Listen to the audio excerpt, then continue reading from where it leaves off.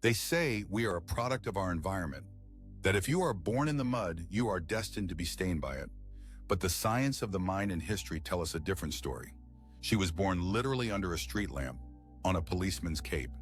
Edith Giovanna Gassian, destined for misery, for abandonment, destined to repeat the genetic patterns of her alcoholic mother. But Edith had something Joe Dispenza would call a clear intention combined with an elevated emotion. Without knowing it, she did not accept the reality her senses were showing her. She began to vibrate at a frequency no one else could hear. Yet, at 3 years old, keratitis left her blind. She lived in total darkness for years inside a brothel. Imagine the brain conditioning: fear, darkness, loneliness. But here is where the first quantum leap happens. Her caretakers took her to the grave of Saint Therese. It wasn't just a physical journey, it was a ritual of absolute belief. They say it was a miracle. Neuroscience would say the power of belief rewrote her biology. The placebo effect at its finest. Her mind commanded her body to heal because she already felt healed before she could see. Edith opened her eyes and never stopped looking the world straight in the face. She could have stayed on the streets. It was comfortable, it was the known. But Edith began to project an energy so massive that her 4'8" body couldn't contain it. She became la Môme Piaf.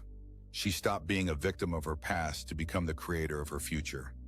When she sang, she entered a state of heart coherence so strong that the audience had no choice. Their hearts had to synchronize with hers. She didn't sing with her vocal cords. She sang from her viscera. She had hacked reality. Her pain was no longer suffering. It was fuel. And then love, Marcel Cerdan, absolute bliss. But the universe tests the initiate. The plane crashes. Marcel dies. Edith's world collapses. This is where most surrender to their environment. Physical and emotional pain dragged her into morphine, into alcohol. Her body demanded to return to the chemistry of suffering, to the addiction of sadness. It was her dark night of the soul. Her body was broken. Arthritis, accidents, surgeries. According to doctors, she should have been dead. But her mind was still on stage. France believes she is finished. She can barely stand. They tell her if she sings, she will die on stage.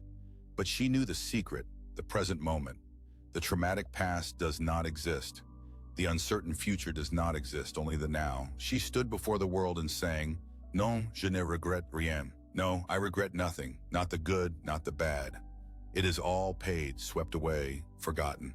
That day, Edith Piaf was not a sick body. She was pure energy.